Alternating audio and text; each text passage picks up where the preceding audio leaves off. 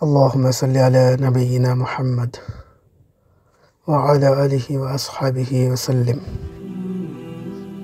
আসুন আজ আমরা নবী সাল্লাল্লাহু আলাইহি সাল্লামের জবান থেকে অতীব গুরুত্বপূর্ণ একটা কথা,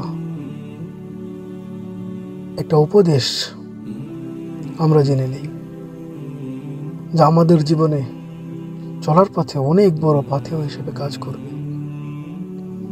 হাদিসটি সাহিহুল তিরমিজির মধ্যে বর্ণনা করা হয়েছে।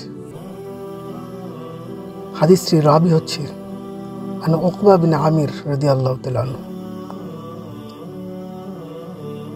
حدثنا عن عقبة بن عامر رضي الله تعالى عنه قال قلت يا رسول الله صلى الله عليه وسلم من نجات আমাকে বলুন ইয়া রাসূলুল্লাহ, কিসে মুক্তি পাওয়া যাবে, কিভাবে মুক্তি পাওয়া সম্ভব, অথবা কোন জিনিস আমাকে মুক্তি দেবে? قال رسول الله صلى الله عليه وسلم আমসিক আলাইকা বিলিসানিক। এক নম্বর উপদেশ দিলেন, হে উকবা বিন আমির রাদিয়াল্লাহু আনহু, তুমি তোমার জবানকে সংযত রাখো, তুমি তোমার জবানকে সংযত রাখো। অহেতুক গীবত, শিকায়েত, পরনিন্দা, গুপ্তগুজরি, এমন কোনো অপচয় কাজে, অহেতুক কাজে তোমার জবানকে ব্যবহার করো না। গীবত করে গুনাহের বোঝাকে ভারী করো না। আল্লাহর বিরুদ্ধাচরণে এমন হয়, আল্লাহর সাথে অবাধ্যচরণ হয়, এমন কোনো কথা তুমি বলো না। অপ্রয়োজনীয় কোনো কথা তুমি আলোচনা করো না।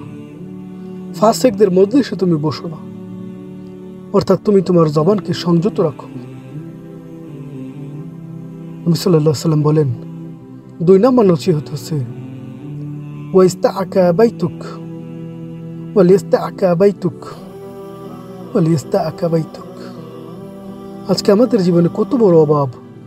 আমরা বাজারে সময় কাটাতে পছন্দ করি, মজলিসে সময় কাটাতে পছন্দ করি, অথচ আমার নবী সাল্লাল্লাহু আলাইহি ওয়াসাল্লাম আমাকে বলছেন, তুমি অহেতুক তোমার অপ্রয়োজনীয় যে সময়টা আছে, তোমার যেই অতিরিক্ত সময়টা আছে, ওটা তুমি ঘরের মধ্যে, বাড়ির মধ্যে কাটিয়ে দাও, পরিবারের সাথে কাটিয়ে দাও। তুমি অহেতুক সময় অন্য কোথাও কাটালে গুনাহের পাল্লা বাড়ি হতে থাকবে, যা তোমার মুক্তির পথকে বন্ধ করে দেবে। এজন্য অপ্রয়োজনীয় সময়, অতিরিক্ত সময়টাকে তুমি ঘরের মধ্যে আবদ্ধ রাখো। 3 নম্বর নবী সাল্লাল্লাহু আলাইহি সাল্লাম বলেন, ওয়াবকি আলা খাতিয়াতিক ওয়াবকি আলা খাতিয়াতিক। তুমি তোমার পেছনের গুনাহের জন্য ক্রন্দন করো, আর্দামাত করো, আল্লাহর কাছে ক্ষমা প্রার্থনা করো, আফসোস করো। তুমি তোমার গুনাহকে চিন্তা করে, জাহান্নামের আযাবের কথা চিন্তা করে, কবরের আযাবের কথা চিন্তা করে কান্না করো, আল্লাহর দরবারে ক্ষমা প্রার্থনা করো। আয় আফসোস, আজকে আমাদের কত গুনাহ, আজকে আমাদের জীবনে ভরপুর গুনাহে গুনাহ, কবিরা গুনাহ, সগীরা গুনাহ, বিদআতের গুনাহ, শিরকের গুনাহ। অথচ এই গুনাহ নিয়েই আমরা আমাদের জীবন চলে যাচ্ছি।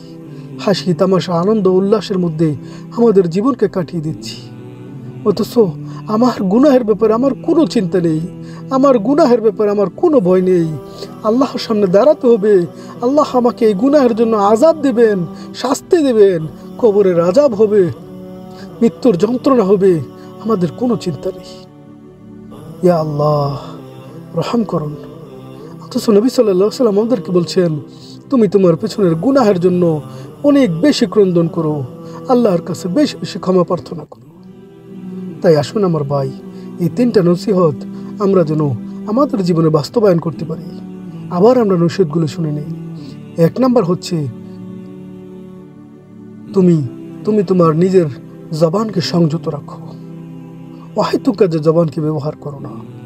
2 নম্বর হচ্ছে, অতিরিক্ত যে সময়টা তোমার থাকবে, তোমার কাজবিহীন সময়, অবহেলায় সেই সময়গুলো তুমি এদিক ওদিক না কাটিয়ে ঘরের মধ্যে কাটিয়ে দাও।